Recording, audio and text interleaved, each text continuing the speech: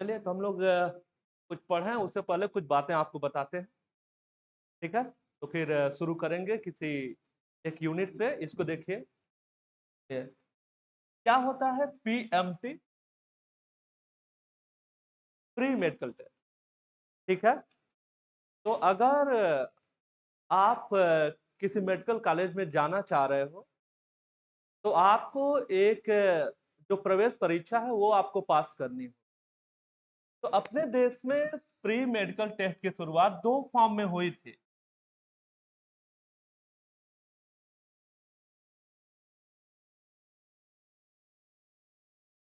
ठीक है, शुरुआत हुई थी, एक है इसमें एआईपीएमटी था जिसको ऑल इंडिया पीएमटी कहा जाता था, और दूसरा जो अलग अलग स्टेट कराते थे उसको, जो अलग अलग राज्यों में होता था उसको स्टेट पीएमटी कहा जाता था। ठीक है, अपने यहाँ जो स्टेट पीएमटी है था उसका नाम था यूपी सीपीएमटी। अभी क्या किया गया है, जो ऑल इंडिया पीएमटी है और स्टेट पीएमटी, दोनों को एक ही में मर्ज कर दिया गया है, एक ही एग्जाम कर दिया गया है इसको, और उसका नाम दिया गया है नीट।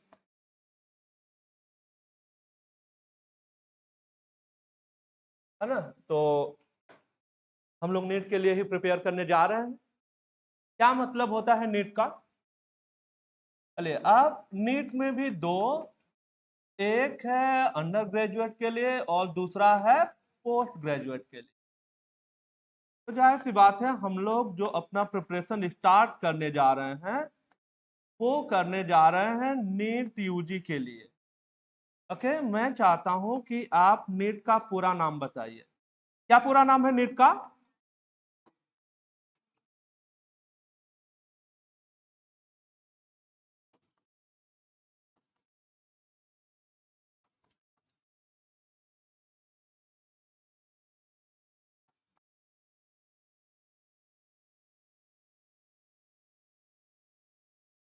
चलिए, जब इसकी शुरुआत हुई थी तो इसको कंडक्ट कराता था सीबीएसई।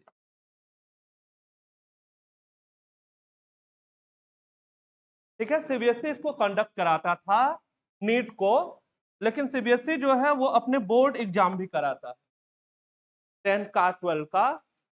तो ये कहा कि भाई हमसे नहीं हो पाएगा। ठीक है, हमारे ऊपर ज्यादा बर्डन है, हमें वैसे ही एग्जाम कंडक्ट कराने होते। तो उसके बाद से इस नीट को कंडक्ट कराने के लिए एक दूसरी बॉडी गठित की गई और उसका नाम रखा गया एनटीए। ना, आप जानते हैं क्या होता है एनटीए? National testing agency. ठीक है, ये लोग सिर्फ परीक्षाएं ही कराते हैं। है ना, ये संस्था का कार्य है सिर्फ परीक्षा करा। ओके,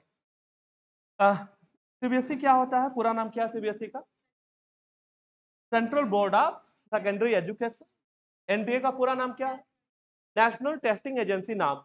ओके, चलिए अब हम ये जानेंगे भाई कि अगर हम नीट की तैयारी करने जा रहे हैं तो सिलेबस क्या है, कहां से पूछा जाएगा, कहां से सवाल आएगा। ठीक, तो नीट ने जो अपना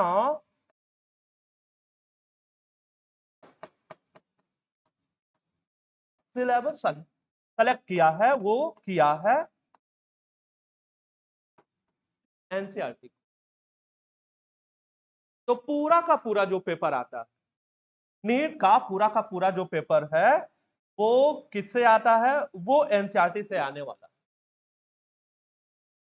तो हम लोगों का पूरा जो फोकस है, जो हम लोगों को समझना है, पढ़ना है, लिखना है, वो सिर्फ और सिर्फ एनसीईआरटी के बारे में ही हमको जानना है। ठीक है, अगर हम देखें तो इसमें 6 हो गया, केमिस्ट्री एंड बायोलॉजी। अब बायोलॉजी में, ठीक है, एक 11th की एनसीईआरटी है और एक 12th की एनसीईआरटी है।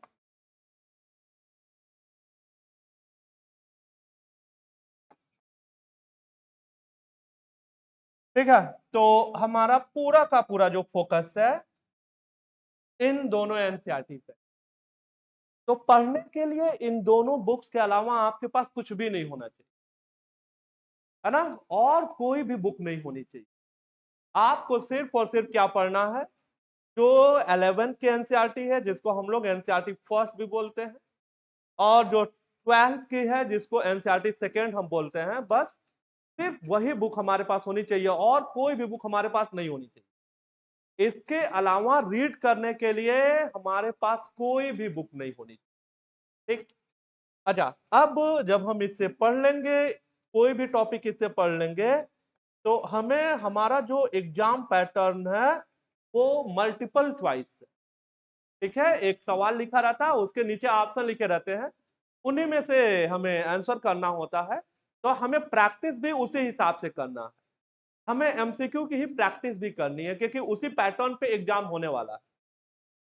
तो इन दोनों एनसीईआरटी के अलावा हमारे पास एक मल्टीपल चॉइस क्वेश्चन की बुक होनी।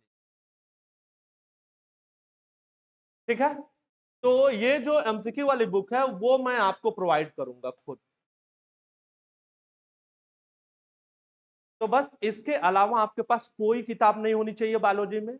आपके पास दोनों एनसीईआरटी होनी चाहिए, और एक जो ऑब्जेक्टिव क्वेश्चन बैंक है जिसको एमसीक्यू बैंक बोला जाता है, मल्टीपल चॉइस क्वेश्चन, वो होना चाहिए। इसके अलावा आपको कुछ भी नहीं रखना, क्योंकि आप जितना ज्यादा अमाटा वाटा इकट्ठा करोगे, आप उतना ज्यादा आप डाइवर्ट होगे और आप दूसरे डायरेक्शन में आपकी पढ़ाई जाएगी।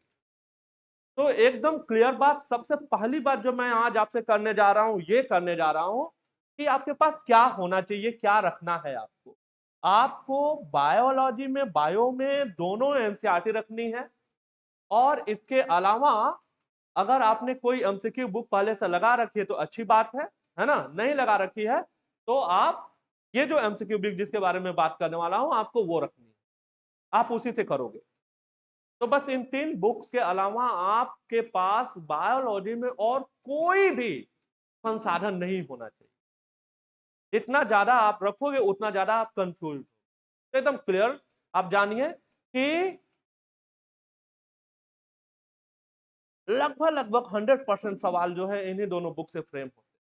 तो जब इन्हीं से सवाल आने वाला है तो हमें और कुछ पढ़ने की कोई रिक्वायरमेंट है ही नहीं।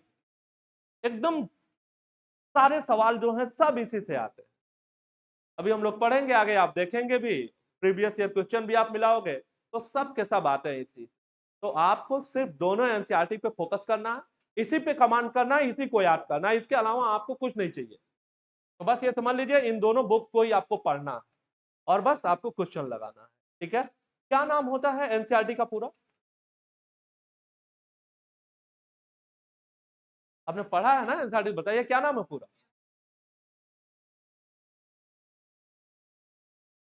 नेशनल काउंसिल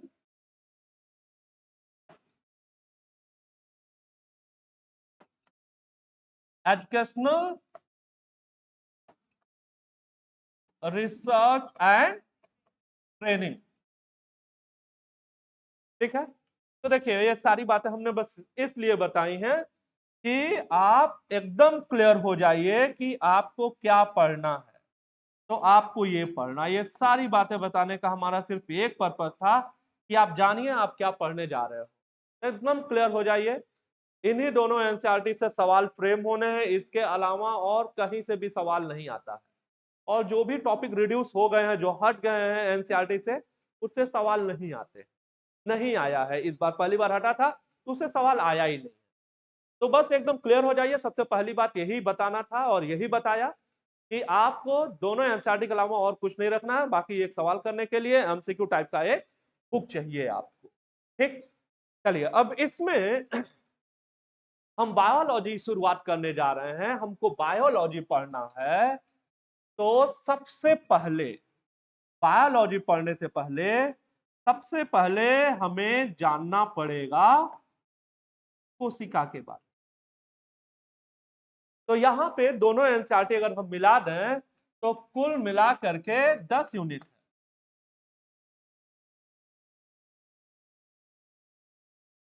ठीक है, 10 यूनिट है और 90 सवाल आने हैं, तो 90 क्वेश्चन आना है। ठीक है, 10 यूनिट है तो आप लमसम मान के चलिए कि 9 से 10 सवाल के आसपास जो है वो पूछा जाता है हर एक यूनिट से। बाकी जब हम अलग अलग यूनिट में चलेंगे तो कौन ज्यादा इंपॉर्टेंट है कौन कम इंपॉर्टेंट है इसके सारी बातें हम लोग करने वाले हैं। लेकिन हाँ, हम पढ़ेंगे सब कुछ, चाहे कोई टॉपिक मेजर हो और चाहे कोई टॉपिक माइनर हो, हमें पढ़ना सब कुछ है, छोड़ना कुछ भी नहीं। तो 10 यूनिट है, तो वैसे तो हम कोई भी यूनिट शुरू कर सकते हैं, लेकिन सबसे पहले अगर आप बायोलॉजी पढ़ना शुरू करना चाह रहे हैं तो सबसे पहले आप किसके बारे में बात करेंगे? एक सेल के बारे में बात करनी पड़ेगी, है ना। अगर आप सजीव का वर्णन करना चाह रहे हैं, सजीवों के बारे में जानना चाह रहे हैं, बायोलॉजी का क्या मतलब, बायो का क्या मतलब होता है, जीव से मतलब है, जीवन से मतलब है, लाइफ से मतलब है। तो आप लाइफ के बारे में पढ़ने जा रहे हैं, लॉजी मतलब अध्ययन। तो अगर आप सजीवों के बारे में पढ़ना जा रहे हैं तो सबसे पहले ये जानेंगे ना कि भाई सजीवों के क्या लक्षण होते हैं, ठीक है। तो सजीवों के लक्षण तो हम लिविंग वर्ल्ड में पढ़ने वाले हैं। फिलहाल जीवित कहलाने के लिए जो सबसे जरूरी चीज होता है वो होता है एक कोशिका, एक सेल होता है। तो इस वजह से हम बायोलॉजी में ये जो 10 यूनिट है हमारे पास, इनमें से हम कोई भी यूनिट पढ़ सकते हैं। लेकिन कब? जब हम सबसे पहले क्या पढ़े हो, सबसे पहले हम पढ़े हो कोशिका के बारे में तब। तो सबसे पहले हम लोग पढ़ने वाले हैं साइटोलॉजी के बारे में, ठीक है। अब साइटोलॉजी है क्या, ये सारी बातें हैं तो हम लोग शुरू करेंगे। आज बहुत ज्यादा तो हम लोग नहीं पढ़ेंगे, लेकिन हाँ शुरू करने जा रहे हैं। तो सबसे पहले हम लोग पढ़ेंगे जो कोशिका वाली यूनिट है उसके बारे में, और वो एनसीईआरटी की तीसरी यूनिट है, उसका नाम है सेल स्ट्रक्चर एंड फंक्शन। उसी में 3 चैप्टर हैं, उसी के बारे में हम लोग बात करने वाले हैं। तो आज हम लोग जरा सा पढ़ेंगे और शुरुआत करेंगे आज से।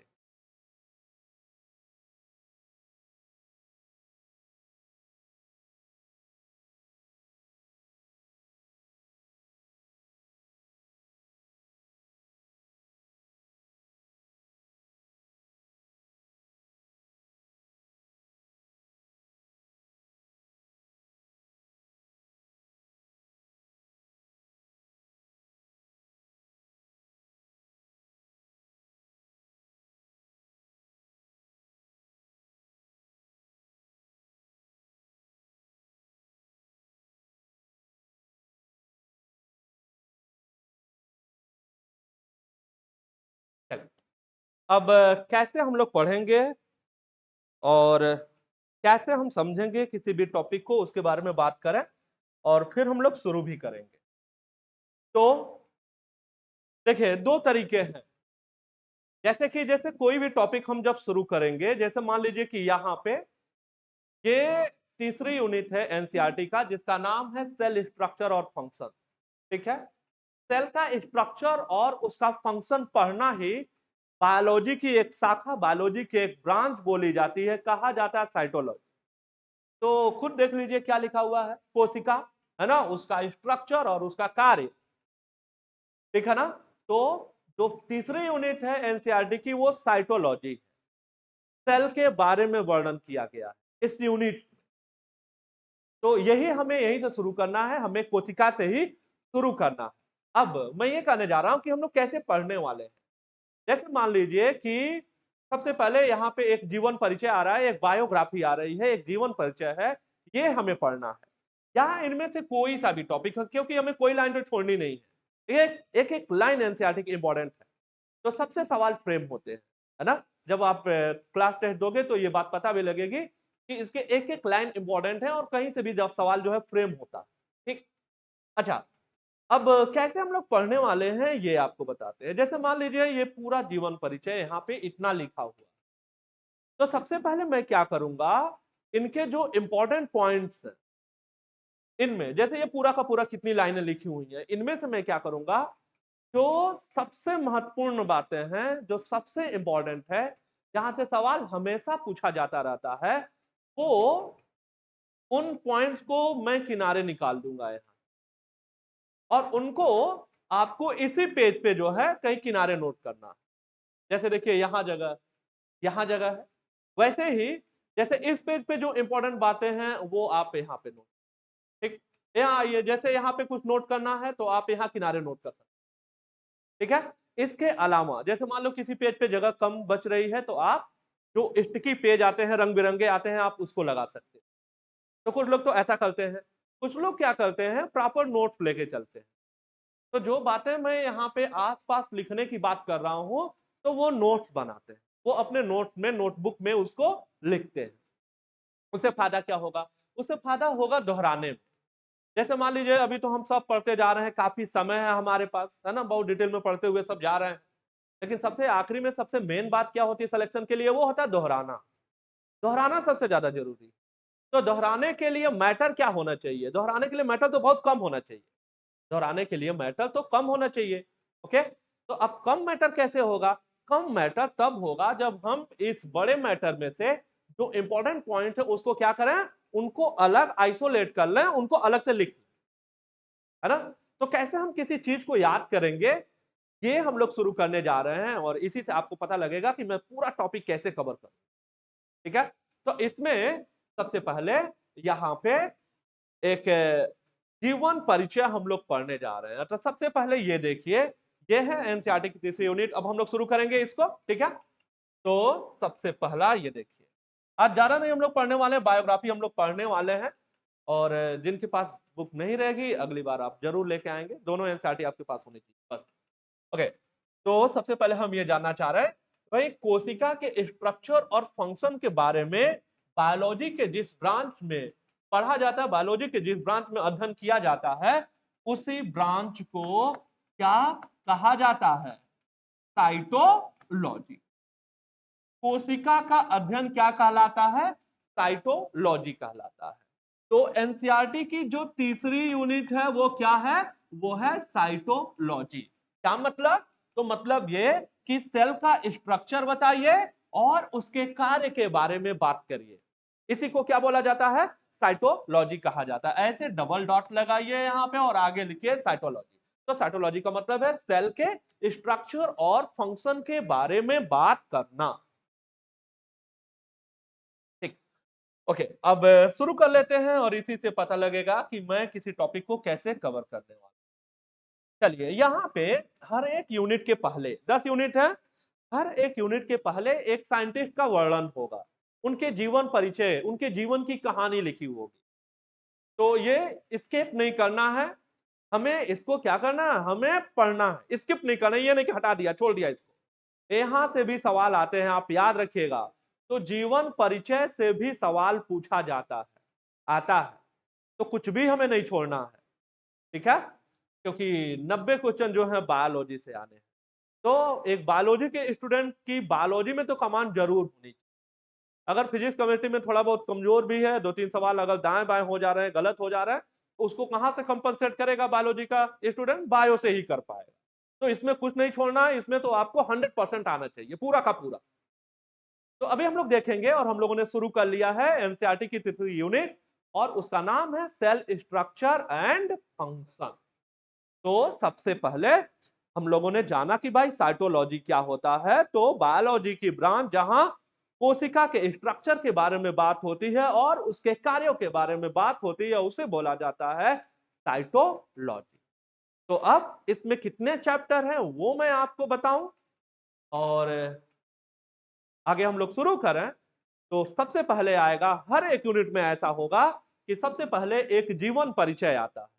तो सबसे पहले हमें एक जीवन परिचय हर एक यूनिट में पढ़ना होगा। यहां भी हम एक जीवन परिचय पढ़ने जा रहे हैं, ठीक है? और जिनका जीवन परिचय हम लोग पढ़ने जा रहे हैं, उन महानुभाव का नाम है, नाम पढ़िए, क्या नाम है? जी एन रामाचंद्रन नाम है इनका। जी एन रामाचंद्रन नाम है इनका, ठीक है? तो अभी आपको क्या करना है? जी एन रामाचंद्रन के बारे में जो भी इंपॉर्टेंट लाइनें हैं, जो भी इंपॉर्टेंट पॉइंट, आप यहाँ पे जो खाली जगह है ना, अगर आप नोट्स बनाना चाह रहे हैं तो नेक्स्ट लेक्चर पे आप एक नोटबुक लेके आइएगा, एक कॉपी लेके आइएगा, उस पर नोट करिएगा। फिलहाल दो तरीके हैं, आप इस पे भी नोट कर सकते हैं। तो अभी आप क्या करोगे, जो खाली जगह है इसी पे आप समराइज करिएगा, इनके जो इंपॉर्टेंट पॉइंट है उसको याद कराता हूं। याद करने के बाद से फिर इसकी एक एक लाइन हम लोग पढ़ेंगे, फिर देखेंगे कि क्या लिखा हुआ है यहाँ पे, इनके जीवन परिचय के बारे में क्या है, और इसी के साथ आपको ये पता लगेगा मैं किसी टॉपिक को कैसे पढ़ाऊंगा, ठीक है? तो सबसे पहले हम लोग शुरू करने वाले हैं एक जीवन परिचय। और इन महानुभाव का नाम है जी.एन. रामाचंद्रन नाम है, जी.एन. रामाचंद्रन।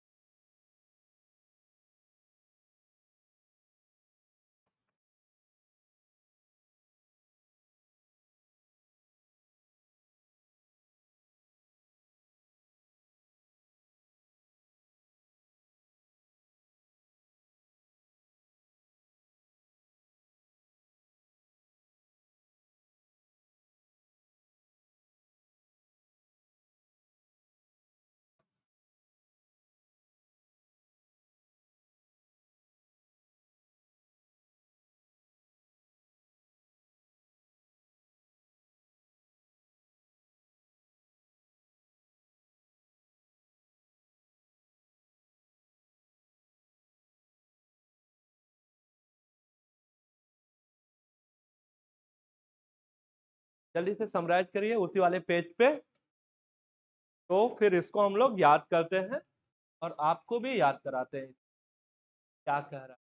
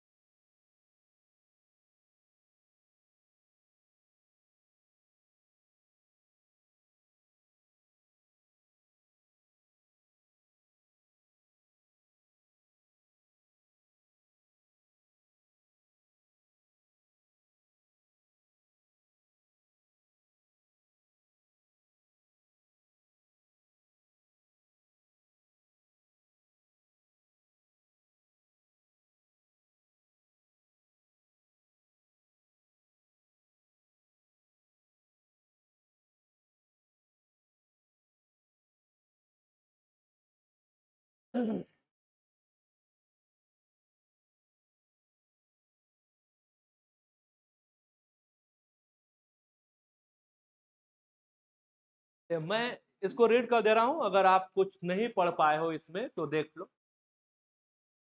चलिए, ये तो हमने नाम ही लिखा है। क्या नाम है इनका जिनको हम लोग पढ़ने जा रहे हैं? का नाम है GN रामाचंद्रन। ठीक है, नाम सुन के ही लग गया होगा कि साउथ इंडियन है ना। ओके, यहां लिखा हुआ है। क्यों बात बतानी जरूरी है? क्योंकि हम बायोलॉजी पढ़ रहे हैं और GN रामाचंद्रन किस सब्जेक्ट के स्टूडेंट रहे हैं? फिजिक्स के, है ना। तो जैसे बायोलॉजी के स्टूडेंट को बायोलॉजिस्ट कहा जाएगा, ठीक है ना। तो फिजिक्स के लिए क्या कहा जाएगा? फिजिकिस्ट। क्या बोला जाएगा? फिजिकिस्ट कहा जाएगा। ये बात बतानी जरूरी क्यों है? क्योंकि हम लोग पढ़ रहे हैं बायोलॉजी और ये क्या है, ये फिजिक्स के स्टूडेंट है, ठीक है। अब इनका कंट्रीब्यूशन कैसे आ गया है ये बात अभी आपको समझा रहे हैं, तो फिलहाल ये मिस्टेक ना होने पाए, नहीं तो सोचे अरे हम तो बायोलॉजी पढ़ रहे हैं तो बायोलॉजिस्ट होंगे, नहीं, ये के.आर. रामाचंद्रन जो है वो बायोलॉजिस्ट नहीं है, क्या है वो फिजिकिस्ट है, मतलब फिजिक्स के स्टूडेंट है ये, ठीक है ना। चलिए, तो ये लिखा हुआ है एन इंडियन फिजिकिस्ट, ठीक, लिखा हुआ है outstanding figure in field of protein structure. अब इसका क्या मतलब है, सारी बातें आपको बता रहे हैं। And founder of Madras school conformational analysis of biopolymer, जो छूटा होगा नोट कर लीजिए, है ना। अब बताने जा रहे हैं कि कब पैदा हुए थे। बॉर्न 8 अक्टूबर 1922, साउथ वेस्ट कोस्ट किनारा ऑफ इंडिया, है ना। अब एनसीईआरटी में नहीं दिया हुआ है कौन सा जगह है वो जहां पे पैदा हुए थे, वो अर्नाकुलम नाम है। क्या नाम है, Ernakulam. Not so far from Cochin, है ना, तो कोचीन या कोच्चि जिसको बोला जाता है वहां से ज्यादा दूरी पे नहीं है, तो बोला जा रहा है not so far from Cochin. अब इसमें खास बात तो कुछ नहीं है, एनसीईआरटी की लाइन है, बस यही खास बात है, ठीक है। कोचीन है कहाँ, केरला में। कहाँ है, केरला में, ठीक। इधर आइए, ग्रेजुएशन की बात करें तो इन्होंने ग्रेजुएशन कब किया है, 1942 में, 1942, ठीक है। कहां से किया है, मद्रास यूनिवर्सिटी से। किस सब्जेक्ट में किया है, फिजिक्स। तभी तो हम कह रहे हैं ये बायोलॉजिस्ट नहीं है, क्या है, ये फिजिकिस्ट हैं, ओके। अब पीएचडी इन्होंने कब किया है, 1949, 1900। कहां से किया है, कैम्ब्रिज यूनिवर्सिटी से किया है। कहां है, इंग्लैंड। ये लिखा है कि भाई कैम्ब्रिज यूनिवर्सिटी में मुलाकात हो गई, हमने समराइज किया है तो ज्यादा लैंग्वेज इस्तेमाल नहीं किया है, पॉइंट को याद कराने के लिए हमने नोट किया, तभी तो समराइज होगा। तो लिखा है मेट, किससे मिले, लाइनस पॉलिंग से मिले। लाइनस पॉलिंग को नोबेल प्राइज मिल चुका है प्रोटीन के एक स्ट्रक्चर मॉडल के लिए, जिसका क्या नाम है, जिसका नाम है अल्फा हेलिक्स और बीटा से, अल्फा हेलिक्स और बीटा से। तो अल्फा हेलिक्स और बीटा सीट मॉडल के लिए लाइनस पॉलिंग को नोबेल प्राइज मिल चुका, ओके। अब उनसे मिलने के बाद ये बहुत ज्यादा प्रभावित हो गए, लिखा है हाईली इन्फ्लुएंस, हाईली इन्फ्लुएंस। और इन्होंने भी आगे एक मॉडल दिया प्रोटीन का, किस प्रोटीन का, कोलेजन प्रोटीन का। क्या नाम है मॉडल का, ट्रिपल हेलिकल स्ट्रक्चर। क्या नाम है, ट्रिपल हेलिकल स्ट्रक्चर, ठीक है। और वो मॉडल किस सन में पब्लिश हुआ था, किस सन में प्रकाशित हुआ था, 1954 में, 1954 में प्रकाशित हुआ। जिस पत्रिका में, जिस मैगजीन में प्रकाशित हुआ था उसका नाम क्या है, नेचर। तो नेचर नाम की पत्रिका अभी भी प्रकाशित होती है ना। और उसमें विज्ञान से जुड़ी हुई जो खोज होती है उसी में वो छापा जाता है, उसी में उसकी छपाई होती है, तो है ना, उसको जर्नल बोला जाता है। क्या बोला जाता है, जर्नल। तो ऐसा पत्रिका, ऐसा मैगजीन जिसमें कोई चीज ढूंढी गई हो, किसी वैज्ञानिक ने कुछ खोज किया हो, वो इस मैगजीन में पब्लिश होता है, छपता है। क्या नाम है उस मैगजीन का, पत्रिका का, नेचर नाम है। नेचर एक पत्रिका का नाम है, ओके। किस सन में,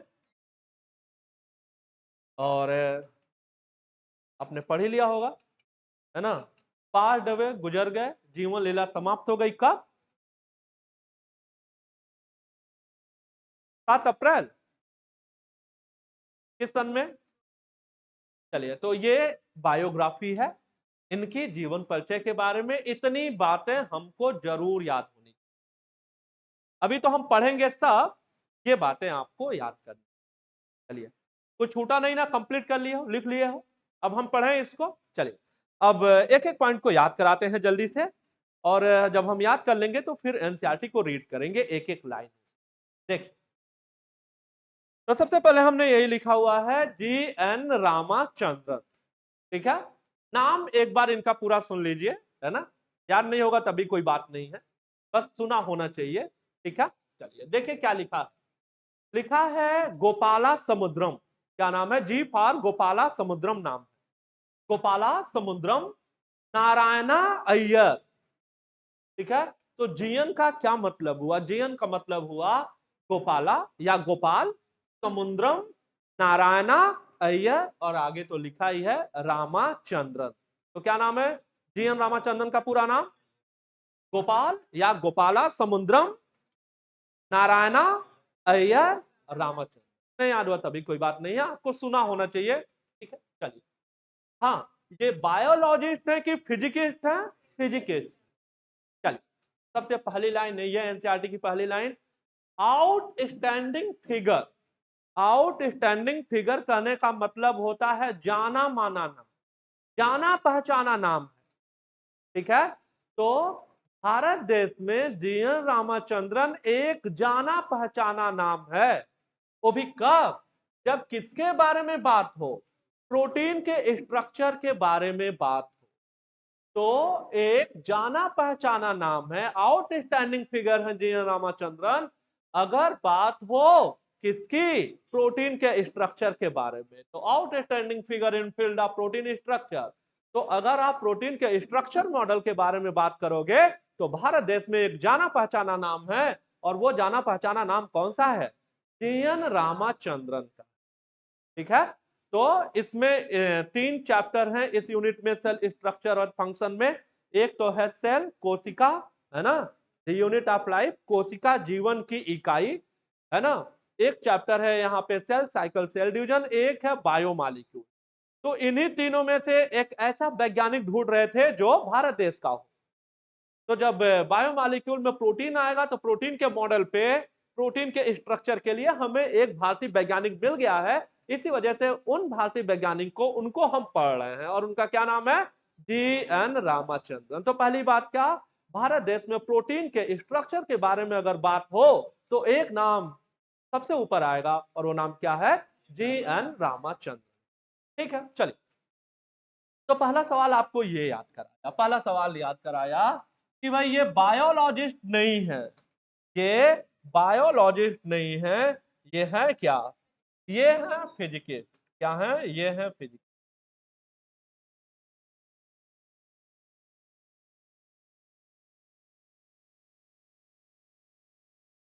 ठीक है। तो ये फिजिकिस्ट है।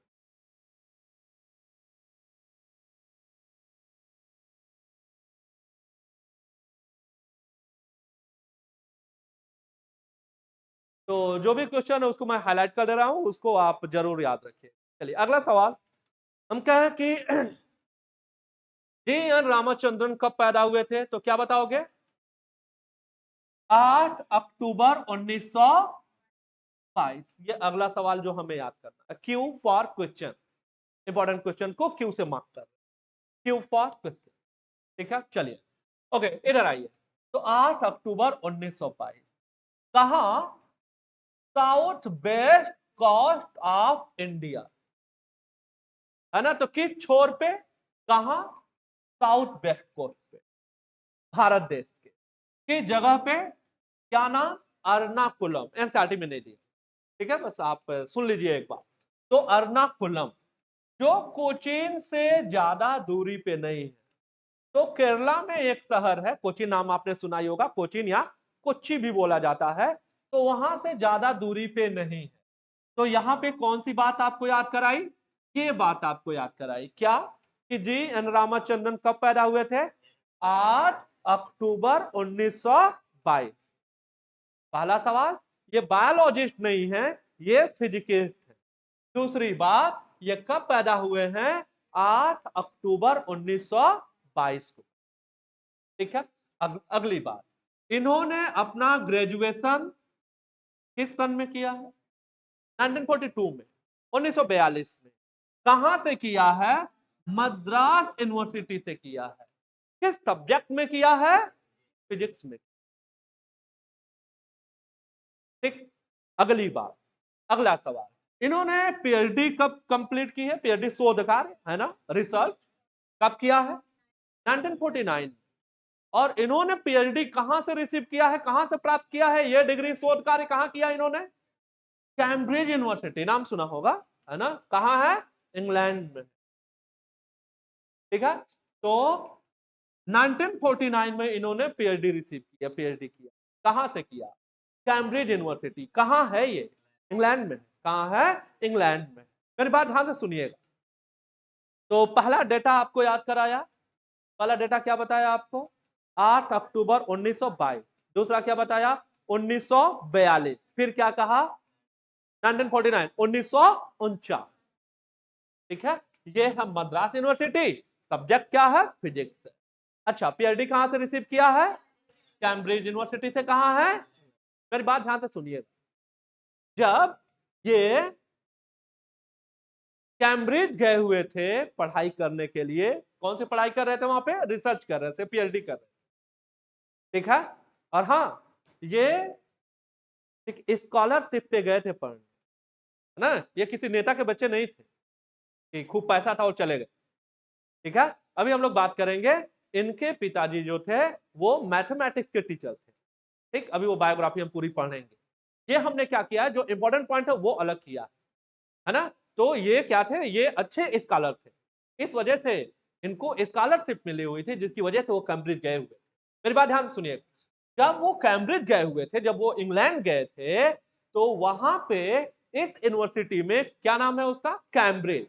कैम्ब्रिज में इनकी मुलाकात इनसे हुई, किनसे? नाम पढ़िए, लाइनस पॉलिंग से मुलाकात हुई इनकी। किनसे मुलाकात हुई? लाइनस पॉलिंग से मुलाकात हुई।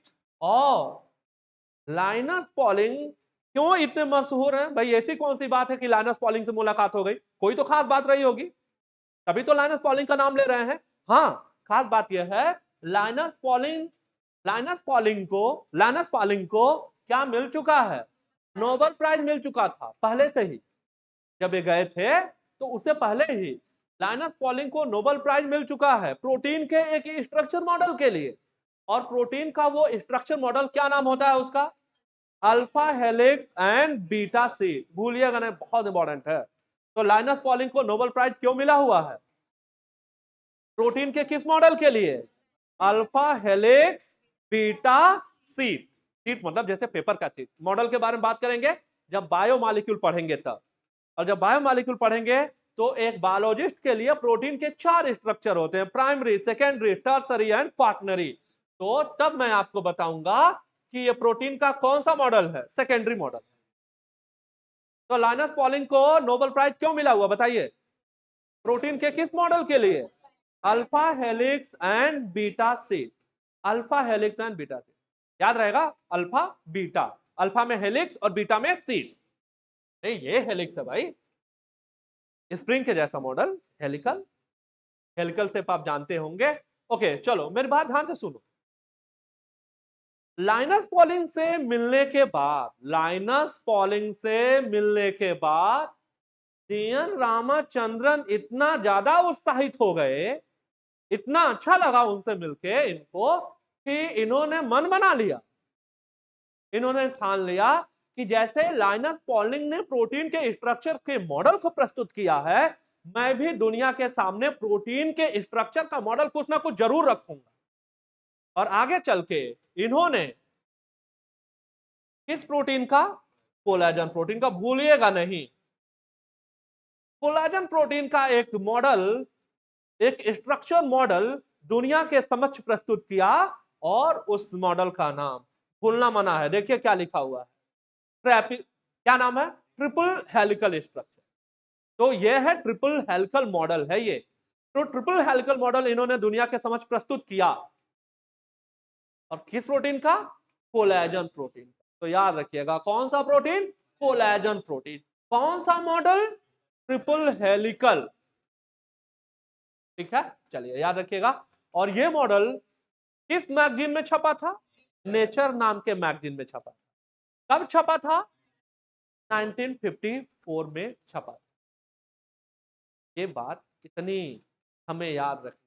और हाँ, क्या बोल रहे थे, कब ये विदा लिए दुनिया से? 7 अप्रैल। ओके, अप्रैल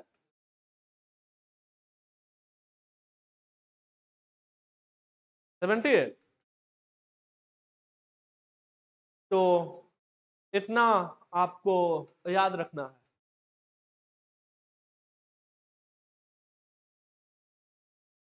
ठीक है, नोट कर लिया है, याद कर लिया है। ओके,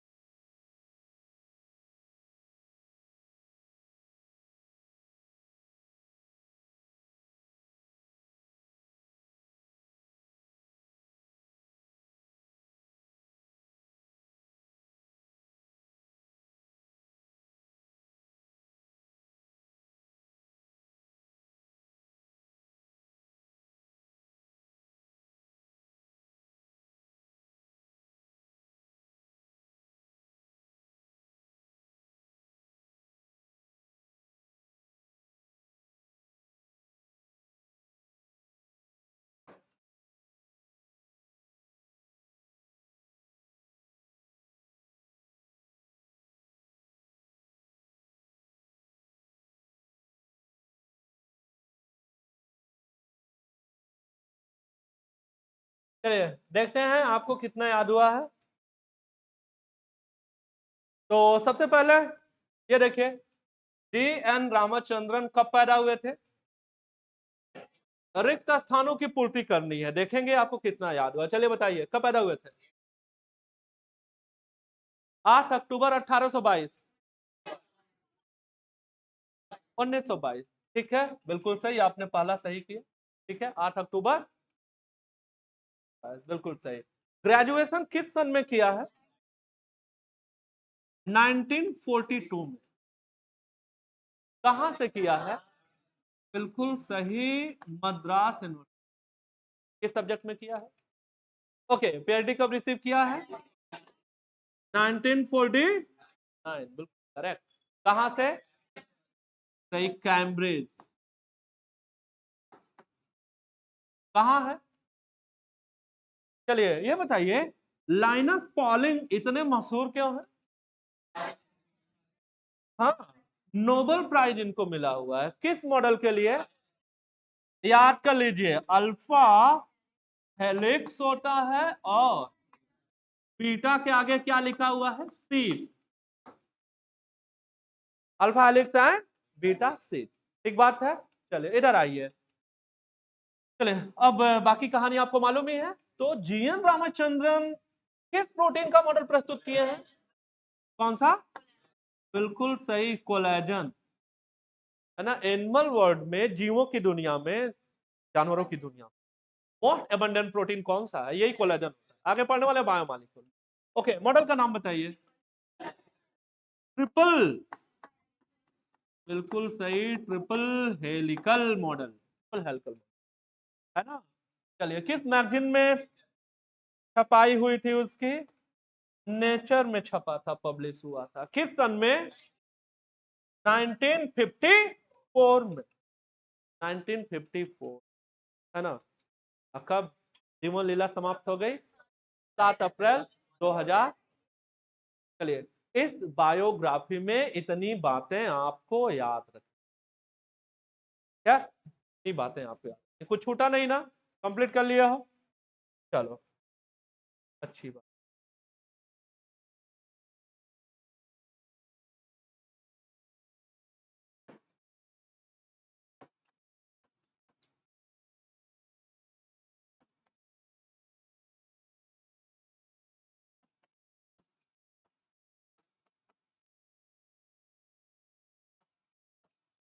क्यों याद किया है इसको? पैदा हुए थे, ठीक है, एन रामाचंद्रन पैदा हुए थे 8 अक्टूबर 1942। बिल्कुल सही, ग्रेजुएशन किया है। 1949 पीएचडी रिसीव किया है। नेचर नाम के मैगजीन में ट्रिपल हेलिकल कोलेजन पब्लिश हुआ है, कब? 1954 में। और ये ठीक है, चलिए तो अब आ जाते हैं, अब देखते हैं कि हमने क्या याद किया है और इसमें क्या दिया हुआ है।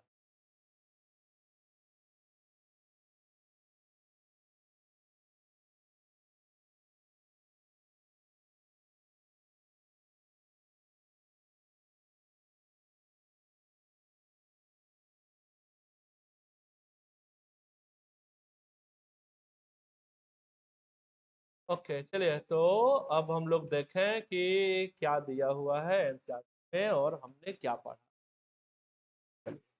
आपने याद कर ही लिया है ना? तो देखते हैं एक एक करके। ओके इधर आइए, ये देखिए, सबसे पहले आपको फोटो पहचान करनी है। जैसे हम एनसीईआरटी से 4 फोटो निकाल के 4 ऑप्शन में रख दें और हम कहें कि ट्रिपल हेलिकल कोलेजन का किसने दिया है, तो आपको फोटो पहचानना पड़ेगा। सबसे पहले फोटो पहचानिए, पहचान लिया? ओके, कब पैदा हुए थे? 1922। ठीक है, तो यह है इनका जीवन लीला 1922 से लेके 2001 तक। ठीक, चलिए इधर आइए, ये है GN. Ramachandran, an outstanding figure in the field of protein. Protein के स्ट्रक्चर के बारे में बात हो तो जाना पहचाना नाम है। ये नाम जाना पहचाना है। अगर प्रोटीन के स्ट्रक्चर के बारे में बात हो तो, प्रोटीन के स्ट्रक्चर के बारे में बात हो तो ये जाना पहचाना नाम। ठीक, साथ में ही ये संस्थापक भी है।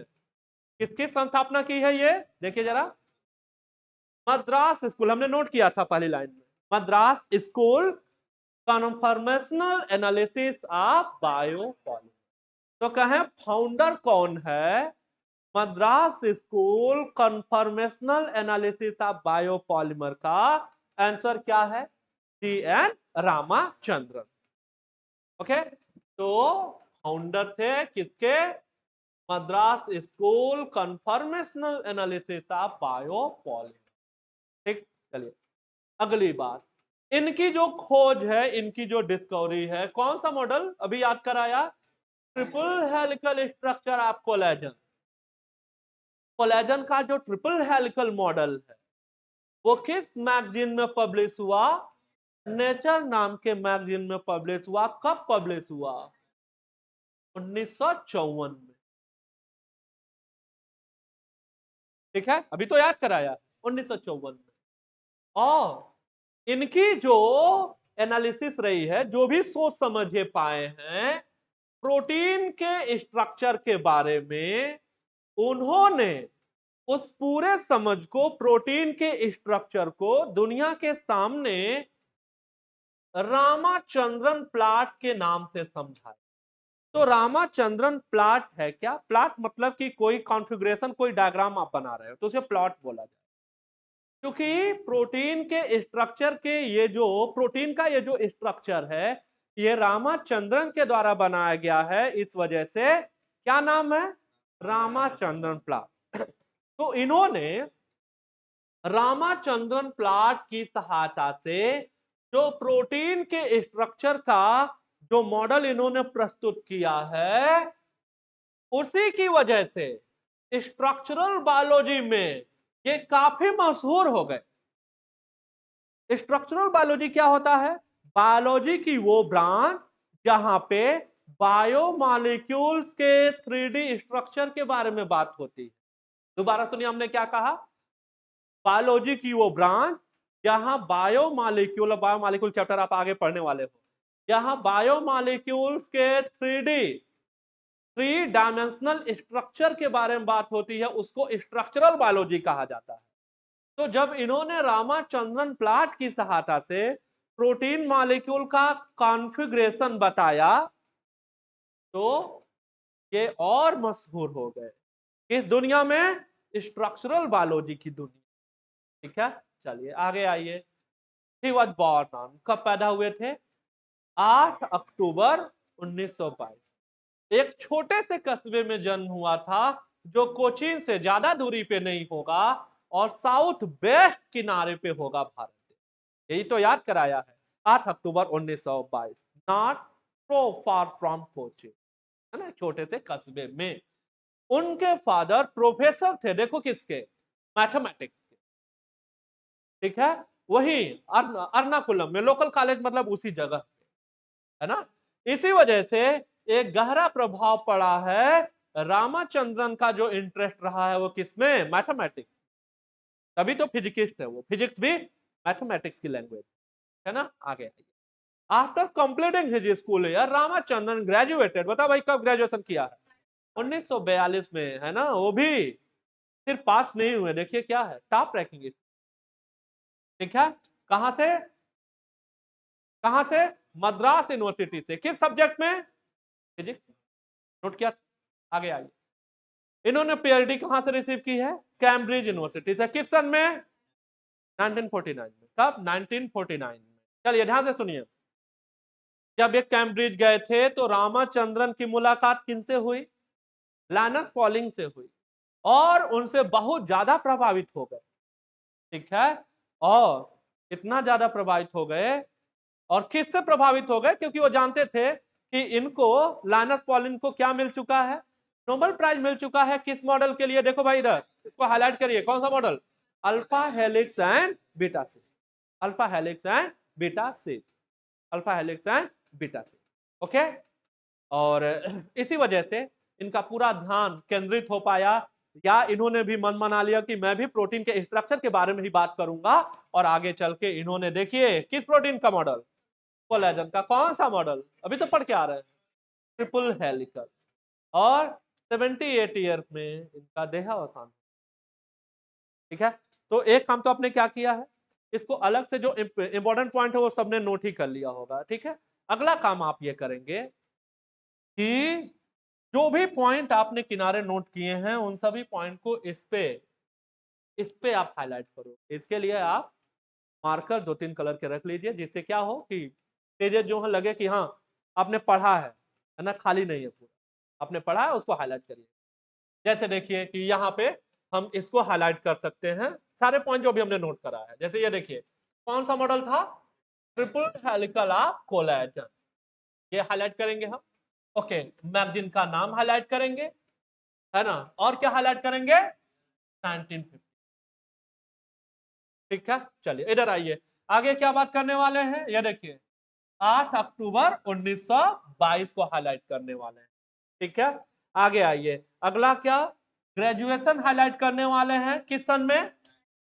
ठीक है, ओके, और किस यूनिवर्सिटी से, ये हाईलाइट करने वाले हैं। आगे क्या हाईलाइट करने वाले हैं? पीएचडी कहां से किया है ना, कहां से किया है? कैम्ब्रिज से किया है। और क्या हाईलाइट करेंगे? किस सन में किया है। इसके अलावा लाइनस पॉलिंग को हाईलाइट करेंगे, और लाइनस पॉलिंग में हाईलाइट करने जा रहे हैं अल्फा हेलिक्स और बीटा शीट को। ठीक है, तो आपके उस पेज पे ये जितने पॉइंट्स हैं आपने नोट कर ही लिए हैं, ये खाली जाके आप मार्कर रखिए और इसको साथ में हाईलाइट करते हुए चलेंगे। क्यों? क्यों हमें यही पढ़ना, इसी से सवाल आने, हमें इसके अलावा, एनसीईआरटी के अलावा हमें कोई बुक नहीं देखनी है थ्योरी वाली, जरूरत नहीं है। अगर आप देखोगे तो अपना समय बर्बाद करोगे, इसके अलावा कुछ भी नहीं, इसके अलावा आपको कुछ भी नहीं पढ़ना। ठीक है, तो ये हमने जाना। हाँ, एक पॉइंट और आपको बता दें, यहाँ पे देखिए ये क्या लिखा हुआ है, स्ट्रक्चरल बायोलॉजी। स्ट्रक्चरल बायोलॉजी, ठीक है, यही कहीं किनारे ऐसे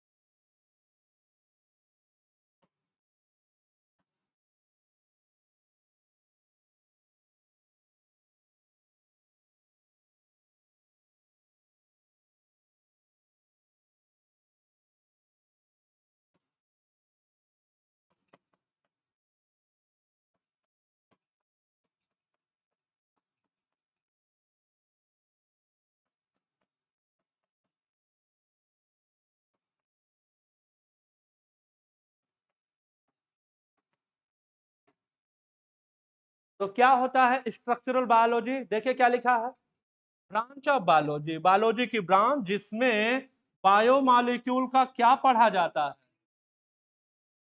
थ्री डायमेंशनल स्ट्रक्चर। इसको क्या बोला जाता है? इसको बोला जाता है स्ट्रक्चरल बायोलॉजी। तो कोई पूछे क्या होता है स्ट्रक्चरल बायोलॉजी, तो कहोगे बायोलॉजी की वो ब्रांच है जहां पे बायोमॉलिक्यूल के 3D स्ट्रक्चर के बारे में पढ़ा जाता है ना। और जब इन्होंने रामाचंद्रन प्लॉट की सहायता से प्रोटीन का मॉडल प्रस्तुत किया तब आप जाने ये मशहूर हो गए पूरे। ठीक है, तो ये हमने पढ़ा एक जीवन परिचय और इनका नाम है GN रामाचंद्रन। उम्मीद है आपको याद हुआ होगा। ठीक है, कब पैदा हुए थे ये? 8 अक्टूबर 1922। ठीक है, ग्रेजुएशन कब किया है? 1942 में। कहां से किया है? मद्रास। किस सब्जेक्ट में किया है? PhD कहां से रिसीव किया है? कहां है कैंब्रिज? हाँ, वहां पे इनकी मुलाकात किनसे हुई? लाइनस पॉलिन को हम क्यों जानते हैं? अल्फा हेलिक्स और बीटा शीट मॉडल के लिए। ठीक है, और GN रामाचंद्रन ने कौन सा मॉडल प्रस्तुत किया? Triple helical model. किस प्रोटीन का? कोलेजन का। किस मैगजीन में पब्लिश हुआ? नेचर में। किस सन में? 1954। ये वो पॉइंट्स हैं जो आपको याद होना चाहिए। चलिए, अब इसके बाद ये कंप्लीट कर लिया। ओके, इसके बाद जो हाइलाइटेड पॉइंट है बस वही आपको रिवाइज करना। अब ये सब पूरा नहीं पढ़ना है कि नहीं अब रिवाइज करने जा रहे हैं सब पूरा लाइन पढ़ रहे हैं, अब नहीं पढ़ना है। अभी क्या करना है आपको, जो हमने किनारे जो पॉइंट नोट करा दिए हैं आप वो पढ़िए और यहाँ पे जो हाईलाइट किए आप उसको देखिए। ठीक, तो हर एक पार्ट को, हर एक टॉपिक को मैं इसी हिसाब से पढ़ाऊंगा। सबसे पहले मैं अपने हिसाब से उसको समराइज कराऊंगा। ठीक, उसके बाद से एनसीईआरटी की एक एक लाइन हम पढ़ेंगे, एक एक लाइन हम लोग पढ़ने वाले। ठीक है, तो आज हम लोग इतना ही रहने देते हैं, अगले लेक्चर से हम लोग पूरा पढ़ना शुरू करें। ठीक है, ओके, थैंक यू।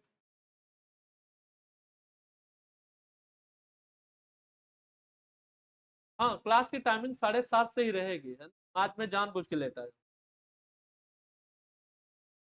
ठीक है, 7:45 से मैं शुरू करूंगा नेक्स्ट।